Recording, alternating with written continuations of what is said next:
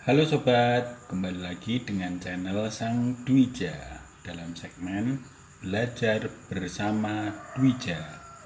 Paham ilmunya, bahagia hatinya.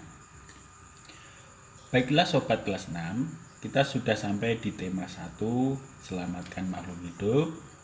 Subtema 3, ayo selamatkan hewan dan tumbuhan. Pembelajaran 3. Hari ini kita nanti akan belajar tentang perkembangbiakan tumbuhan, mencari tahu cara bermain rondes, dan membuat kesimpulan yang baik.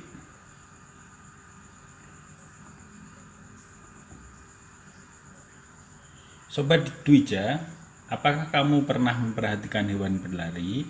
Apa perbedaan cara hewan berlari dengan manusia? Mengapa makhluk hidup diberi keterampilan berlari? Untuk memahaminya, ayo kita pelajari sambil mempraktikannya. Pernahkah kamu memperhatikan gerak hewan? Ternyata hewan juga bergerak dengan gerakan lokomotor dan non-lokomotor. Ingatkah kamu apa yang dimaksud gerakan lokomotor dan gerakan non-lokomotor? Kamu sudah berlatih bagaimana melempar, menangkap, dan memukul bola. Hari ini, kamu akan mempraktikkan ketiga keterampilan tersebut dalam permainan rondes. Ayo cari tahu bagaimana aturan main permainan rondes. Aturannya adalah jumlah pemain 2-10 anak. Bahan, kereweng atau pecahan genteng, atau bisa potongan kayu, kemudian bola kasti atau bola plastik. Orientasinya adalah konsentrasi, kerjasama, ketepatan, dan kecepatan. Cara bermain: tentukan pemain yang pertama memulai permainan dengan melakukan home pimpa. Kemudian pemain yang menang pertama merobohkan menara genteng dengan menggunakan bola dari jarak tertentu. Selanjutnya, pemain yang menang harus menyusun kembali menara genteng yang berserakan tersebut sambil menghindari tembakan bola dari pemain yang kalah. Jika pemain yang menang, tembakan akan menjadi pemain yang kalah dan sebaliknya. Sementara pemain yang menang lainnya terus berjuang menyelesaikan susunan menara genteng tersebut. Jika pemain yang menang berhasil menyusun pecahan genteng, berarti permainan usai. Tentunya kamu tahu pentingnya melestarikan lingkungan. Salah satunya adalah dengan melestarikan tumbuhan. Yuk cari tahu bagaimana tumbuhan berkembang biak.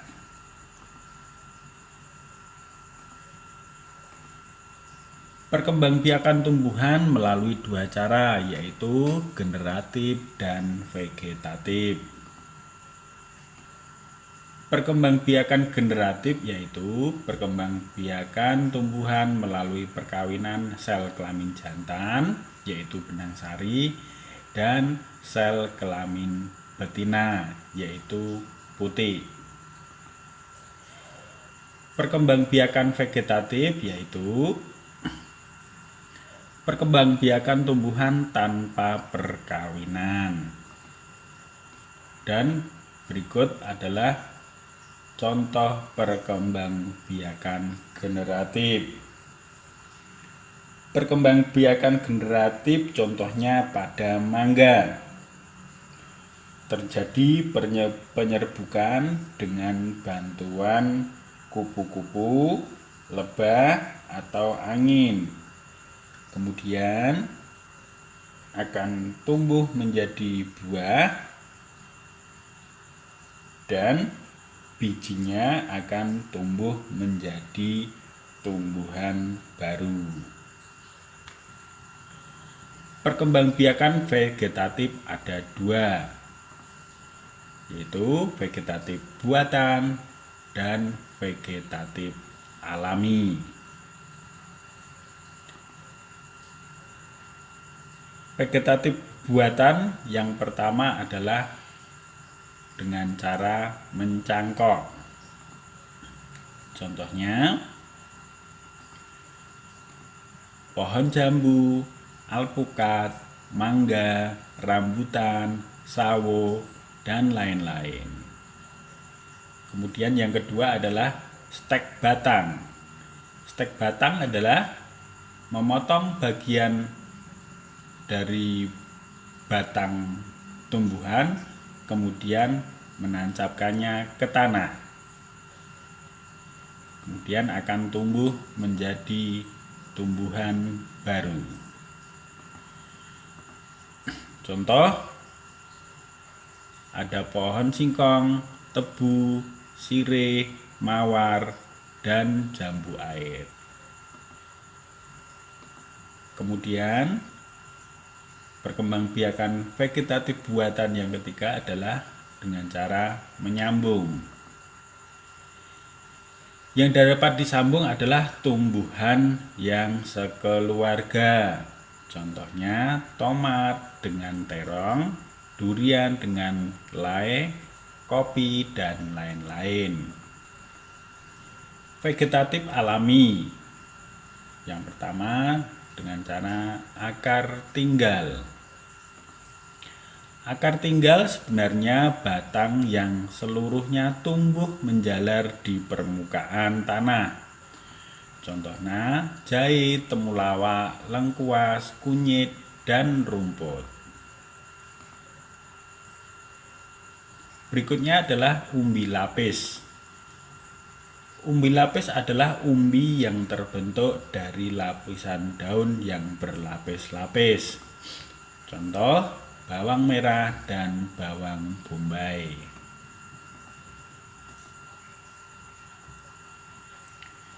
Umbi batang. Umbi batang adalah batang yang tumbuh dan berkembang di dalam tanah.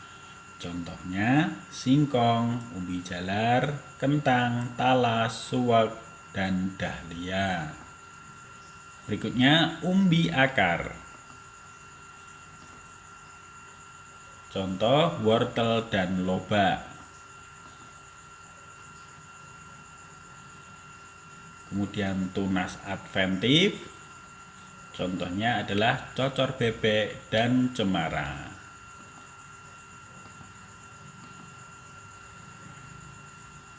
Berikutnya perkembangbiakan tumbuhan dengan cara vegetatif alami adalah dengan cara spora.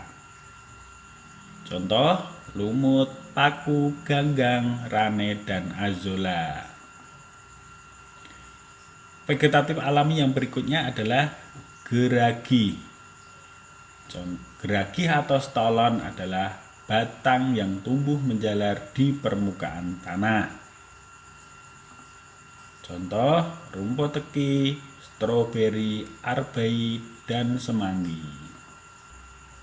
Dengan membantu perkembangbiakan tumbuhan, berarti sobat telah ikut melestarikan keberadaannya. Itulah wujud syukur kita kepada Tuhan Yang Maha Esa. Makanya, ajak teman-temanmu untuk melestarikan hewan dan tumbuhan dengan cara membuat poster. Poster adalah karya seni atau desain grafis yang berisi komposisi gambar dan huruf yang menarik di atas kertas berukuran besar dan berisi pesan-pesan.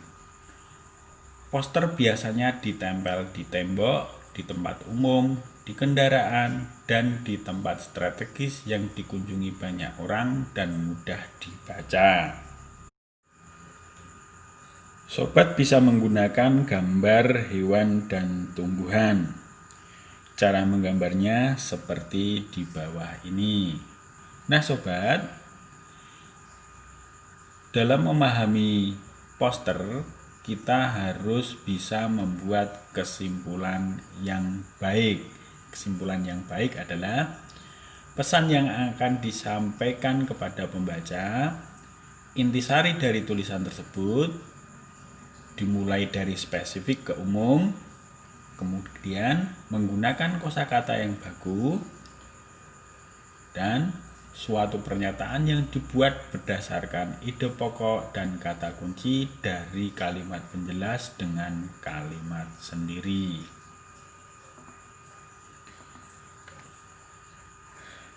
Sobat kelas 6, sampai di sini belajar kita hari ini. Semoga sobat paham ya. Terima kasih dan salam peduli pendidikan.